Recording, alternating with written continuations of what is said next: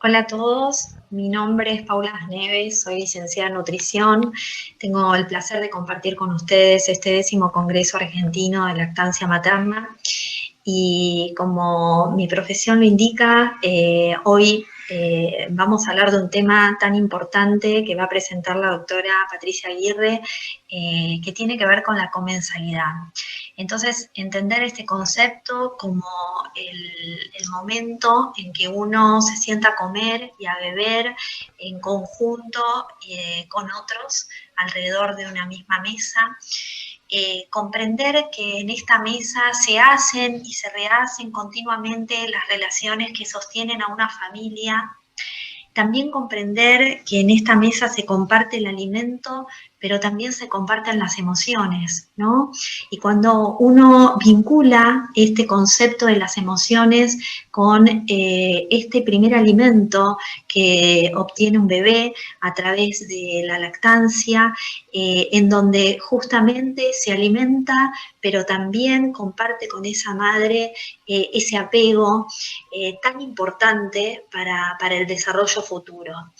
Y también hablar de la comensalidad en este contexto, ¿no? En esta cultura contemporánea que nos ha llevado a vivir la vida más rápido, a dejar de darle importancia a estos momentos en donde nos sentamos alrededor de una mesa, que es un ritual, lo dejamos para algún momento o el fin de semana o determinadas fechas especiales, y también donde dejamos de darle valor a lo que comemos en ese momento, ¿no? A la calidad de lo que comemos, esta cosa de lo rápido, de que tengo que trabajar, de que a veces como mirando la tele o trabajando frente a una computadora. Es importante que empecemos a revalorizar y nos encontremos nuevamente a darle importancia a la comensalidad. Entender el contexto, la pandemia, este aislamiento que hizo que las familias estuviesen adentro en sus hogares y tuviesen más tiempo justamente para recomponer estos espacios. Digo, hay cosas que la pandemia dejó negativas o que nos va a dejar y cosas positivas. Yo creo que una de las cosas positivas es justamente volver o retomar a esta comensalidad.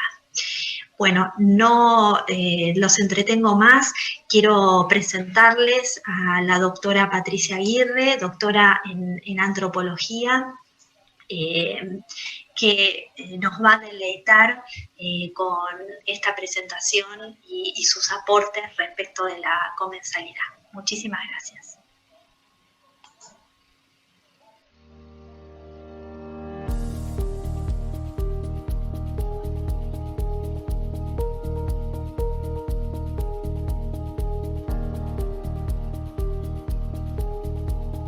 Hola, buenos días, soy Patricia Aguirre y vamos a hablar de comensalidad.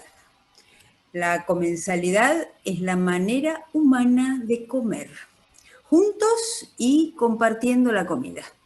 La comensalidad es constitutiva de lo humano, igual que la lactancia. Parte de lo biológico y es modelada por la cultura. Es lo simbólico lo que le da sentido. Nosotros, los Homo sapiens, nos hicimos humanos compartiendo la comida, porque antes del género Homo, lo que había era primates vegetarianos que tenían una forma de alimentación que era la alimentación vagabunda, es decir, la recolección individual. Cada uno comía lo que encontraba. Pero el género Homo, como primates omnívoros que somos hace 2.500.000 años, mantuvo la alimentación vagabunda solo para periodos de escasez y basada en vegetales. Y desarrolló la comensalidad, la alimentación comensal, es decir, comer juntos, compartiendo la comida, instalándola sobre lo que fue el bien social por excelencia, que fue la carne, ya que como primates descendientes de primates vegetarianos, no teníamos garras y caninos importantes como para cazar, como para asesinar a otros animales para comer su carne. De manera tal que obtener carne y cumplir nuestro omnivorismo se transformó en tarea de todos, en una tarea colectiva. Desde aquellos lejanos días, el acto alimentario es comensal, se convirtió en un acto colectivo y complementario, porque los grandes alimentan a los chicos, porque todos ayudan a conseguir ese alimento especial al que nos empuja nuestro omnivorismo, que es la carne de otros animales. Entonces, desde aquellos lejanos días somos comensales, comemos en conjunto y como un acto social, conseguimos y compartimos la comida. Y esto promovió cambios corporales importantísimos, como fue el proceso de encefalización, y por supuesto cambios culturales de envergadura, como fue el desarrollo de un lenguaje, el desarrollo de una tecnología de obtención de alimentos, herramientas, que a la vez modelaron nuestras capacidades cerebrales. No hay instinto natural, hay aprendizaje social en nuestra forma de comer. Aprendemos a comer como aprendemos a hablar. Siempre es otro el que transmite las categorías de la cultura que dan sentido a llamar a esto comida y a esto incomible. Comemos con otros, somos comensales. El mismo lenguaje lo marca. Comer, el verbo comer, viene del latín comedere, que está formado por la raíz edere, que significa ingerir, del que también derivan el inglés it y el alemán essen, y el prefijo com, que quiere decir con otros. Comedere, en latín, era ingerir con otros. Comer, para nosotros, es ingerir con otros. Porque comemos con otros, usamos los alimentos para desarrollar relaciones sociales, para expresar nuestro amor, nuestro cariño, nuestra piedad, nuestra individualidad, nuestra pertenencia a un grupo y a la vez diferenciarnos de otros grupos, hacer frente al estrés psicológico y emocional. A través de la alimentación señalamos nuestro estatus social, damos recompensas y castigos, reforzamos nuestra autoestima, ganamos reconocimiento, ejercemos poder político, control sobre otras personas y grupos, prevenimos enfermedades. Bueno, todos estos son usos sociales de los alimentos porque somos comensales. Yo sé que a nadie le gusta hablar de metodología, pero para abordar la comensalidad tenemos que decir de dónde partimos. Y partimos de considerar la alimentación humana como un sistema complejo. Esto quiere decir abierto al medio, con subsistemas, un sistema agroalimentario, sistema económico-político. Estos subsistemas no solo valen como componentes, sino por las relaciones que se establecen entre estos. Un sistema abierto al medio es un sistema que está en desequilibrio permanente, con capacidad de cambiar, de autoorganizarse y por supuesto también de estallar.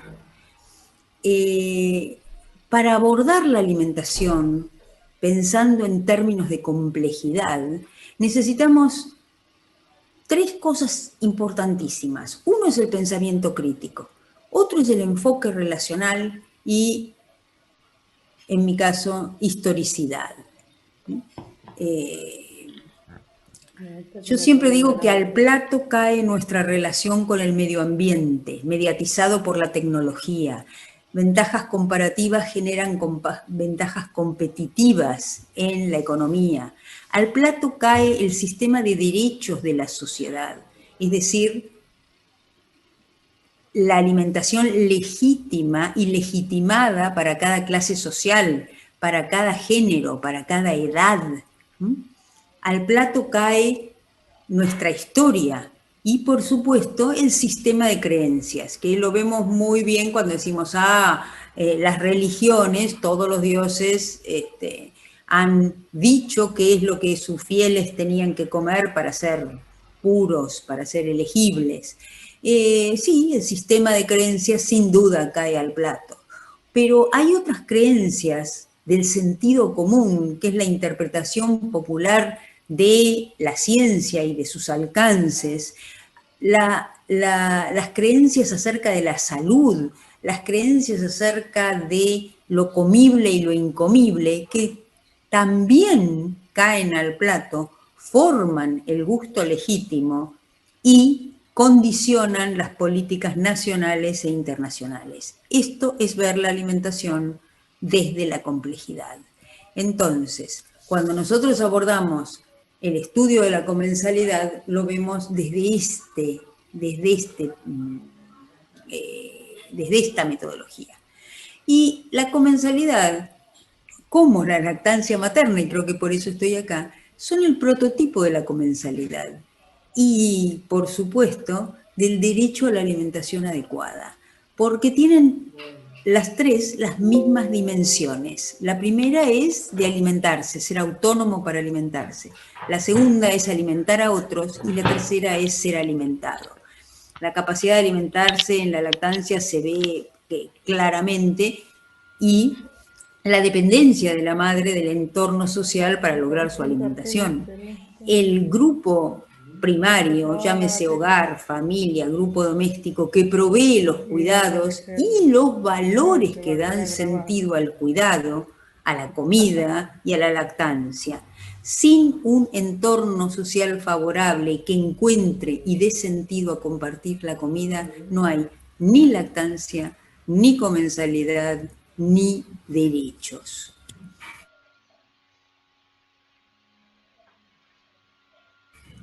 Es un evento situado en un tiempo, en una cultura, en un espacio físico.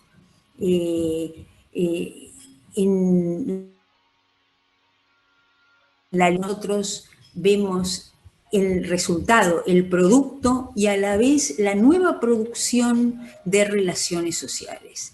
Y acá quiero marcar muy claro, por todo lo que vamos, anticipándome a todo lo que vamos a decir, que no hay acá teorías conspirativas, sino fuerzas estructurales, impersonales, que modelan las relaciones entre los sujetos y en las instituciones. Y hoy por hoy, las dos grandes fuerzas estructurales impersonales son la macroeconomía y la tecnología. No hay un superpillo en malla que conspire contra el mundo, ni tampoco hay un superhéroe que lo salve. Los fenómenos de estructura van más allá de nuestros deseos subjetivos y nos hacen actuar por la fuerza del contexto. Y por eso me resulta tan importante este concepto de los años 90 de Swinburne, sociedad obesogénica. Poner el foco en las relaciones sociales, en la sociedad y no en el resultado, en ese caso, en el caso de la obesidad, en el nuestro, la comensalidad. Lo que tenemos que hacer es estudiar las relaciones sociales que producen esta comensalidad o en este caso el abandono de la comensalidad. Porque el encubrimiento es pensar que en realidad comemos lo que comemos porque nos gusta.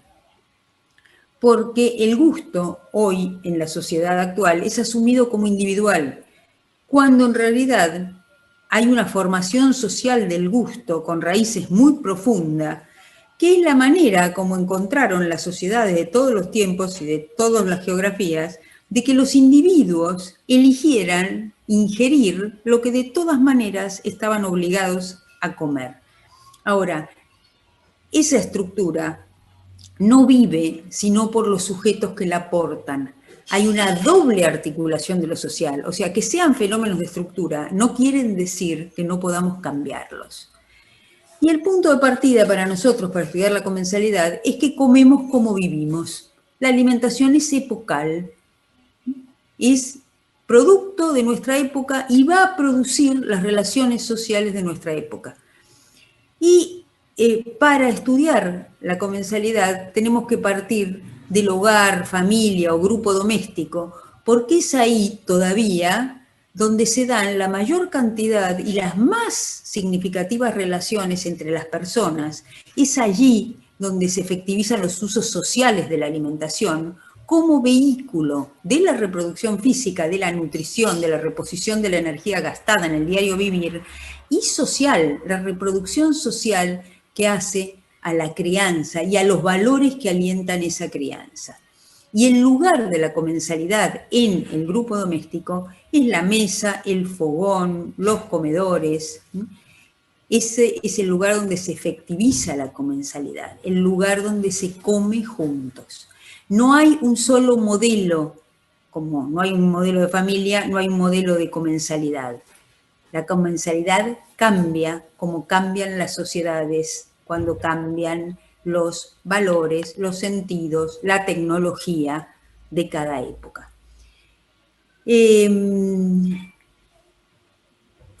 Creo que es importante ver la comensalidad porque comer juntos no solo fue una estrategia de supervivencia de la especie, sino que es en la mesa, es el lugar donde se transmite, con la excusa de la comida, los saberes, los valores que dan sentido a las prácticas, y no solo a las prácticas alimentarias, a las prácticas sociales.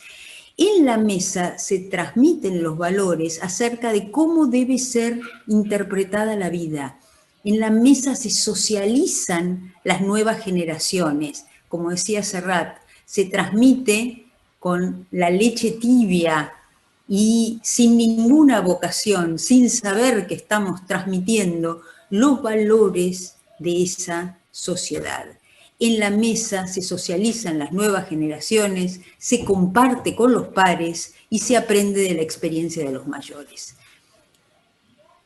Como síntoma de nuestro tiempo, sentimos, y por eso creo que estoy yo acá, que la comensalidad está en crisis, que cada vez comemos más en forma solitaria. Entonces las preguntas que de esto se derivan es ¿por qué estamos abandonando la comensalidad? ¿Qué consecuencias tiene este abandono? ¿Y qué deberíamos hacer si creemos que es tan necesaria y tan importante?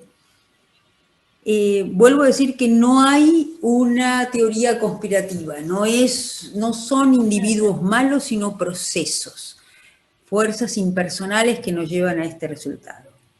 Si comemos como vivimos y la vida social cambia, la comensalidad cambiará. Lo que pasa es que hoy sentimos que cambia para desaparecer, y esto tiene ventajas y desventajas.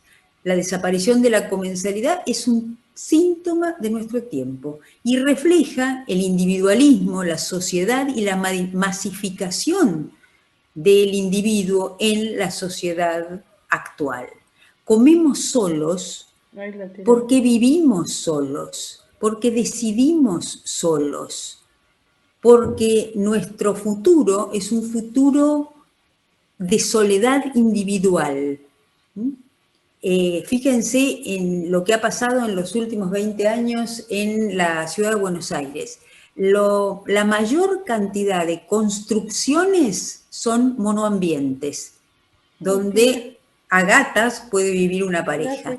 Se está pensando en que cada vez más los individuos vivan solos. La arquitectura responde y a la vez condiciona esta soledad.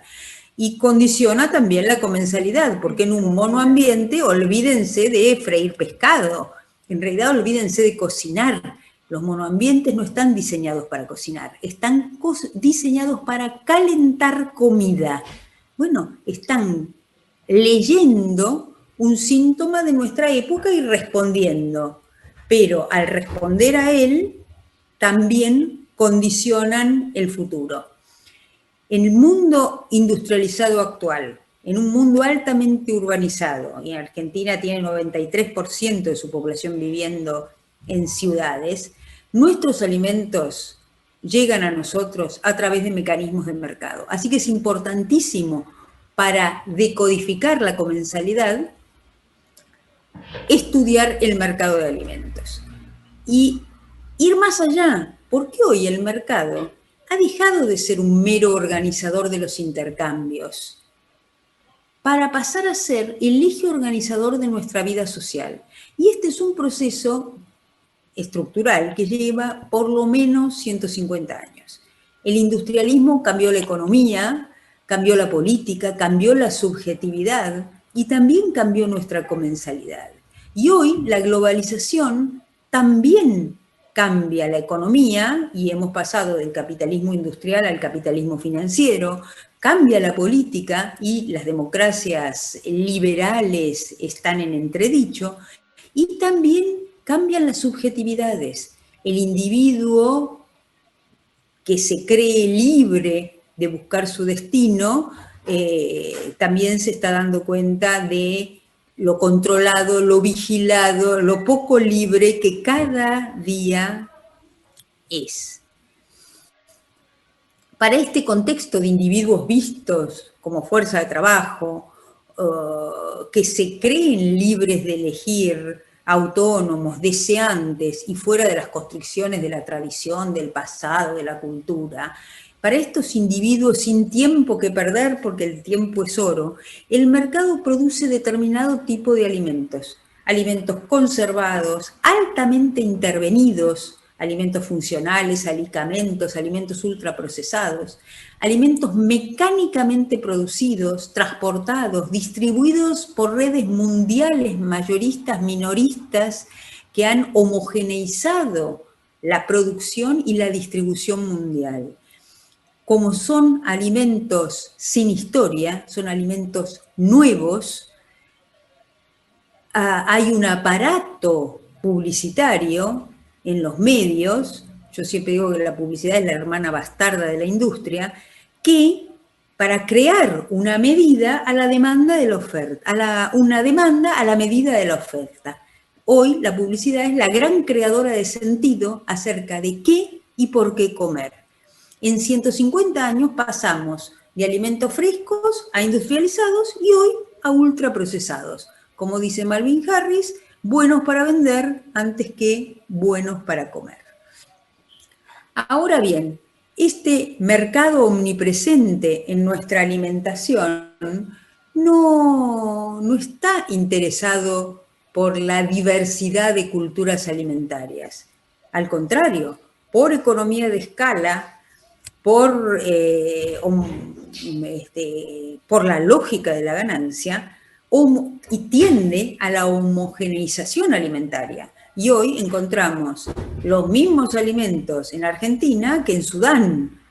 En todo el mundo vamos a encontrar bebidas gaseosas, caldos deshidratados, salsas grasas, porque eso es el producto de estas 150 grandes holdings alimentarios que hoy deciden el destino de la dieta industrial.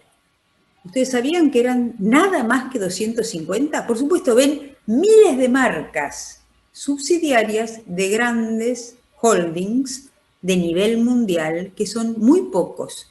Estos 250 grandes holdings, los directorios de estos 250 grandes holdings son los que deciden qué es lo que vamos a comer mañana, qué conviene producir, distribuir y por lo tanto te harán consumir. Este mercado de alimentos no quiere creadores, no quiere gourmets, quiere compradores. Crea nichos de mercado, no comensales. crea consumidores.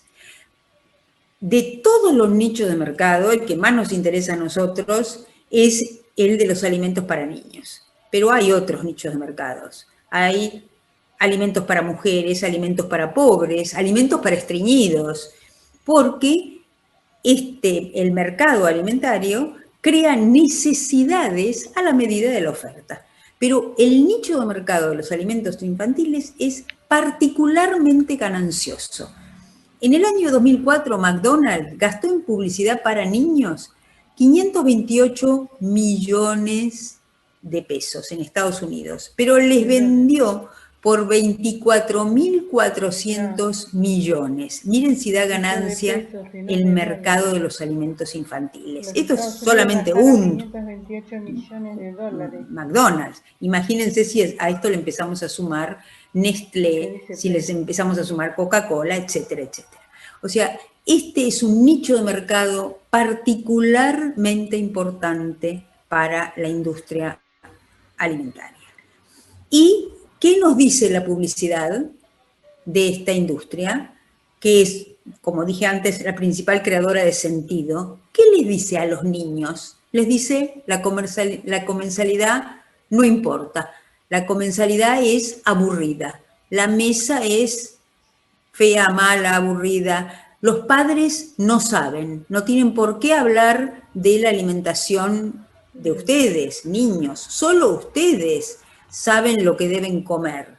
¿Por qué? Porque se lo enseñaron las pantallas. Y sus padres deben comprárselo.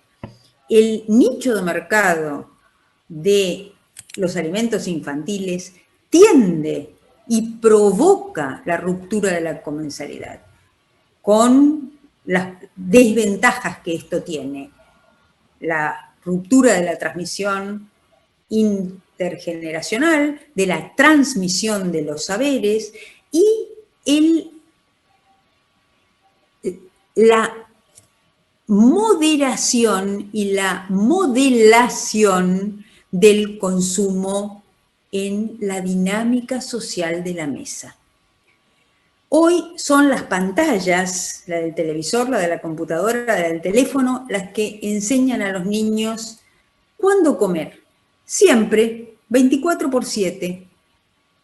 El nicho de mercado infantil los quiere consumidores conspicuos. ¿Por qué comer? Por placer. Hay una nueva categoría que son los play food. No por necesidad, no por salud, obviamente no por identidad ni por historia. ¿Qué les dice a los niños? ¿Qué le dicen a los niños las pantallas? Que lo excepcional, lo festivo, puede ser común. Es decir, pueden comer azúcar, pueden comer torta todos los días, no solo en el cumple.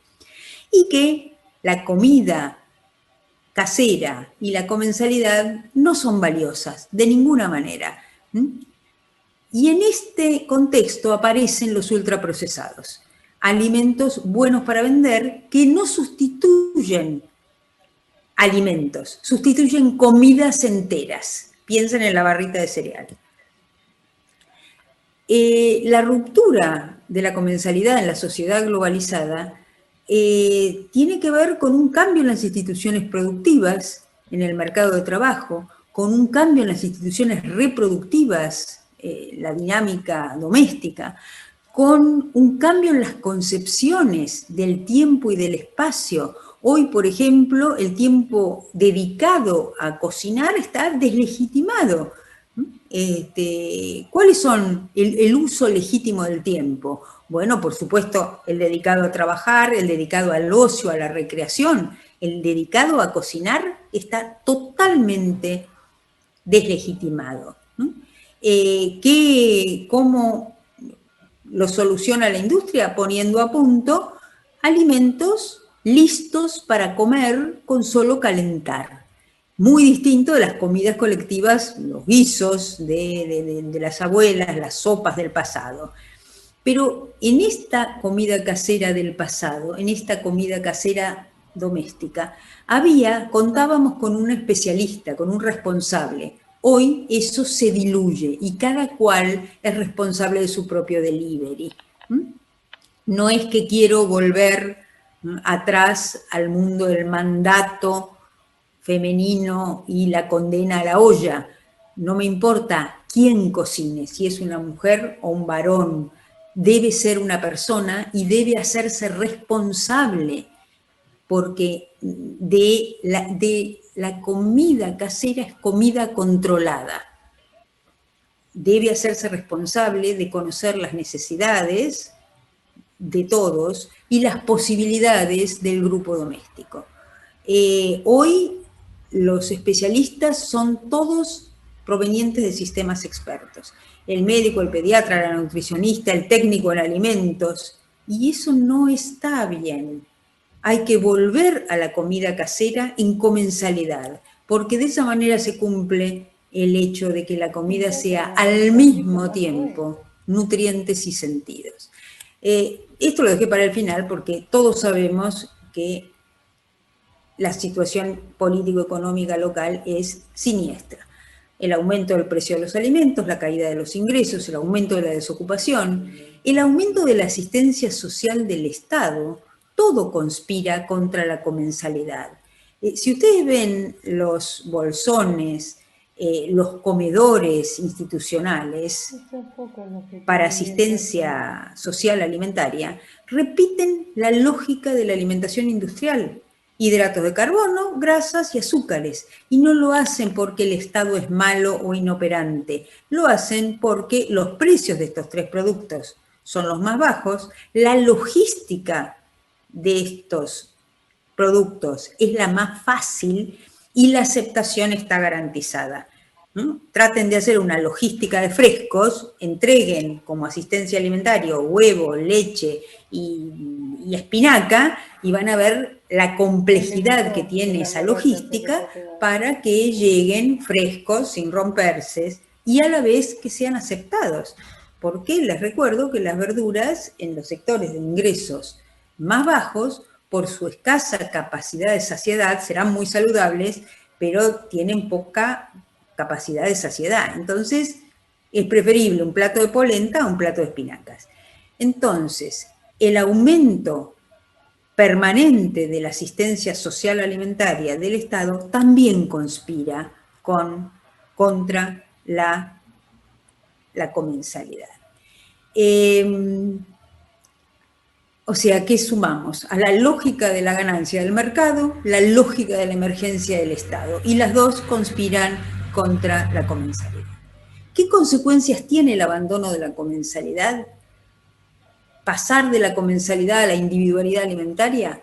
La primera es la falta de control social de la ingesta. Y esto tiene consecuencias ecológicas, estamos devorando el planeta, económicas, la generación del consumismo inducido, sociales, la soledad individual o la masificación del individuo en las instituciones, sanitarias. Hoy la alimentación se ha transformado en un punto clave de la producción de enfermedades, de las enfermedades crónicas no transmisibles, que son la pandemia de esta época.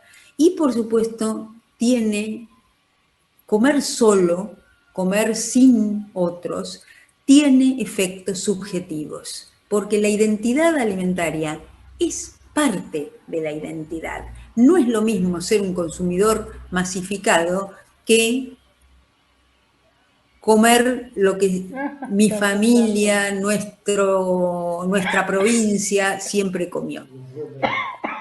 Y por supuesto, que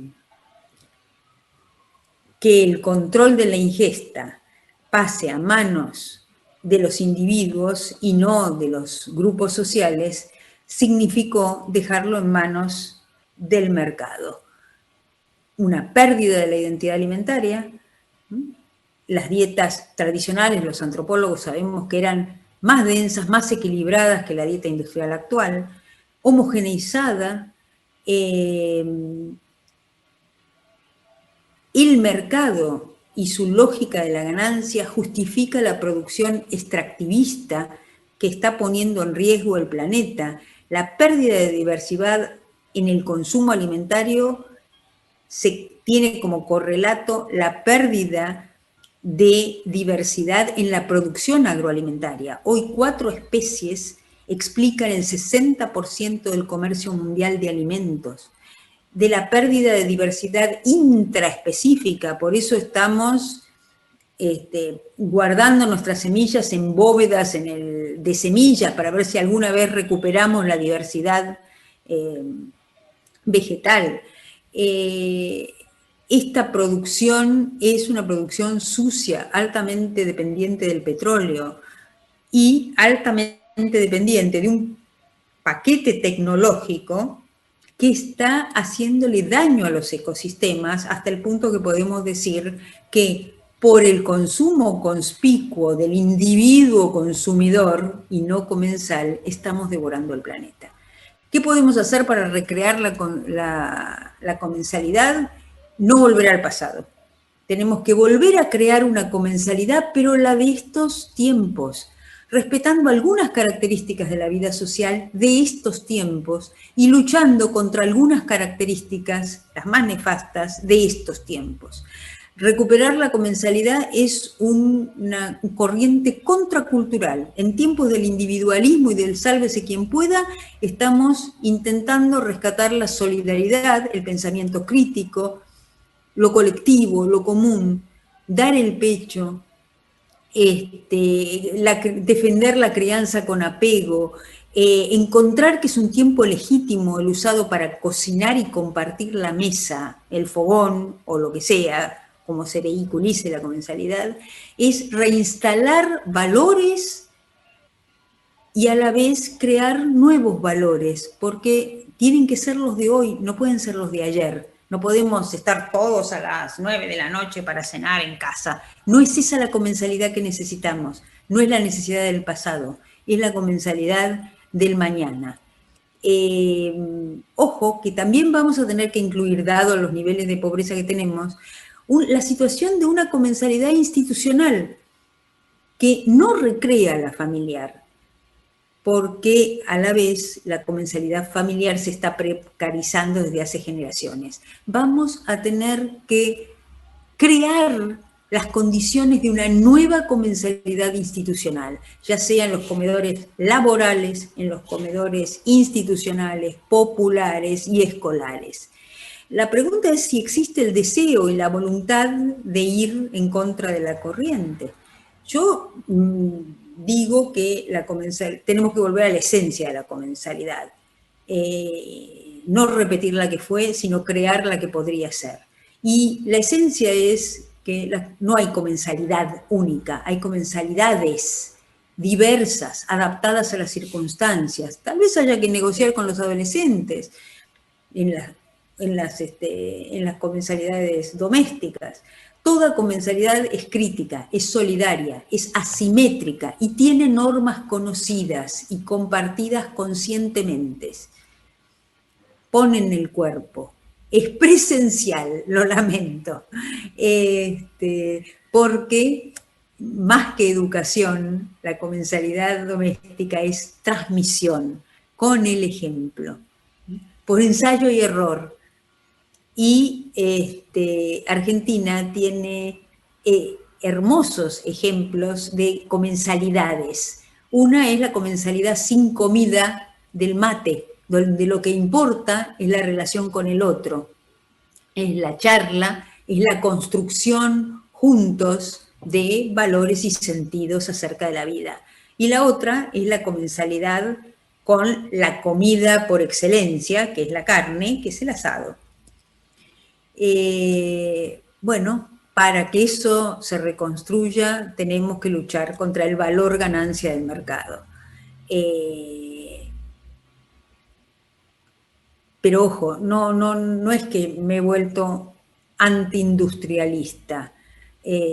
No podemos vivir sin industria. Lo que pasa es que tampoco podemos vivir con esta industria. ¿Y desde dónde podemos cambiar la industria y la comensalidad? Entre otras cosas, con el Estado. El Estado democrático, donde el ciudadano cuenta, donde los derechos cuentan, es la única institución donde hoy por hoy podemos regular el mercado. Regular la producción cuidando el ecosistema, regular la distribución favoreciendo la accesibilidad de todos, regular el consumo, ya sea regulando la publicidad para favorecer el consumo responsable o regular con otra lógica distinta que no sea la de la ganancia empresarial, la educación de las nuevas generaciones. Termino esto como termino todas mis charlas desde hace 30 años, diciendo que urge cambiar la peor influencia que domina la alimentación actual, que es la lógica de la ganancia del mercado, y recuperar el derecho a la alimentación, como sea que lo entiendan, como soberanía, como seguridad alimentaria, como seguridad con soberanía, porque el derecho a la alimentación es un buen norte como posición ética, como conceptualización teórica y también como metodología, instalando otro tipo de valores. Antes que la lógica de la ganancia del mercado termine de convertir el planeta en un shopping para pocos, en defensa propia tenemos que producir nuestra comida con sustentabilidad, distribuir nuestra comida con equidad y consumir nuestra comida en comensalidad. Muchas gracias. Estos son mis libros, ahí está mi mail, son todos de acceso abierto y si no, me mandan un mail y yo se los mando. Muchísimas gracias a todos.